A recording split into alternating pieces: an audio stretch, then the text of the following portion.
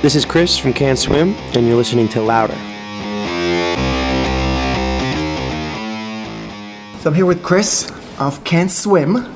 That is true. How you doing, man? I'm doing all right. How you doing? Yeah, your voice is here. It's almost, it's 40% maybe. Okay. So hopefully this interview doesn't take too long because I'll be dead by the end. I'll do my best. If you have much to say that I cannot help. Yeah.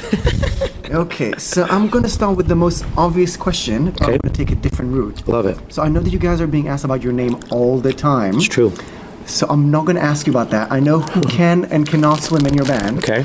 So after watching your clothes, the video for your clothes, and the video for We Won't Sleep, I gotta ask, who can dance ballet? Or can't?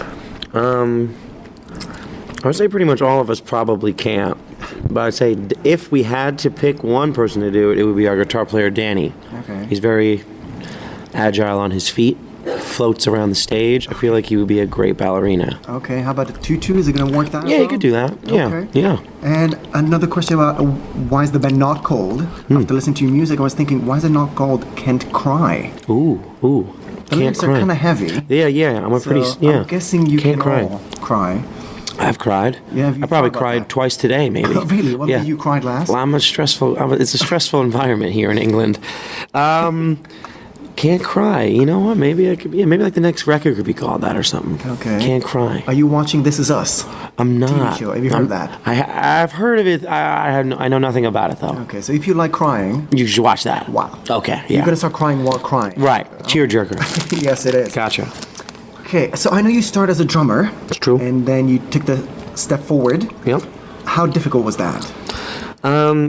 Yeah, Can't Swim, in essence, was really like a mistake. I was just doing this kind of as a hobby. I didn't picture it as a career move or even a musical endeavor. It was really just something I was doing to goof off. And then when it got going, I guess we were so busy that I didn't really get a chance to be nervous about it. You know, we just immediately went into touring and putting out records. So I still think of it as the same. You know, I don't think I'm like more of like the head honcho up there. I think we all go up there as a team doing equal. So playing the drums, singing, playing guitar, I look at it as the same. But you could have kept it like Taylor Hawkins and sing at the same time. Yeah. My mom actually swore to me that I should do that. I don't know. I can barely sing and play guitar at the same time. I think I'd probably screw that up pretty bad if I... Okay, but being protected by the drum set. Yeah. And now standing in the front with true. only guitar. Standing on stage is actually probably the most stressful part. Yeah, you don't know how sheltered you are behind the drums until you're just out there in the open. You never knew how important it was to match your jeans to your sneakers on the drums. Exactly.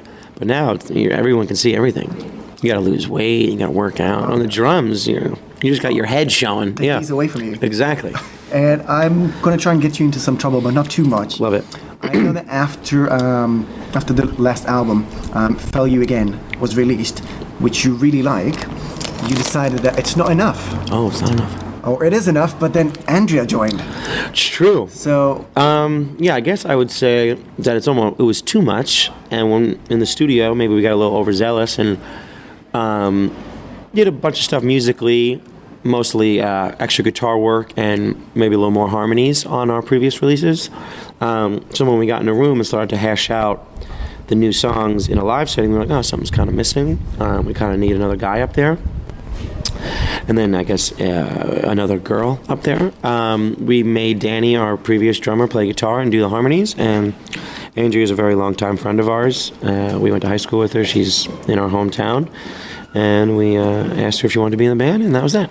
Okay, but did you not see the hints where Death Deserves a Name and Fail You Again both had a girl on the cover? So it's true. You knew deep inside that you needed a girl. That's true. I like that.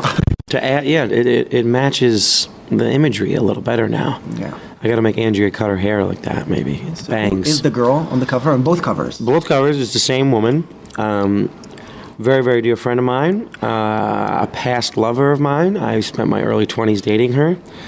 Kind of sat in a room and realized that I wrote all the songs pretty much about our relationship in that time, and called her up after not talking to her for many years and wanted to see if she wanted to be a part of it somehow. And she was psyched on the song. She loved the idea of the band, and I took a couple photos.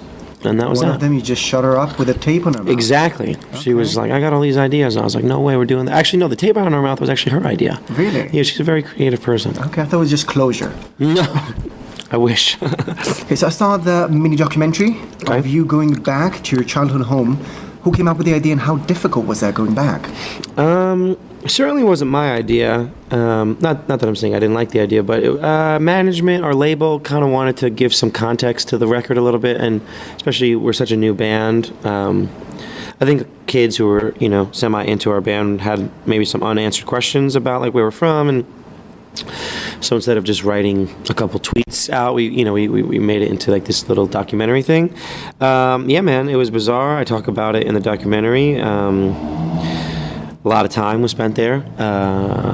Growing up there was great. And now it's all messed up. But it's great to have it there to kind of remind you where you came from. And I'm psyched how the documentary came out. I think a lot of people go through something like that, like having where they grew up different from now. So yeah, that was that. That was yeah. Did it take a lot of convincing for you to go?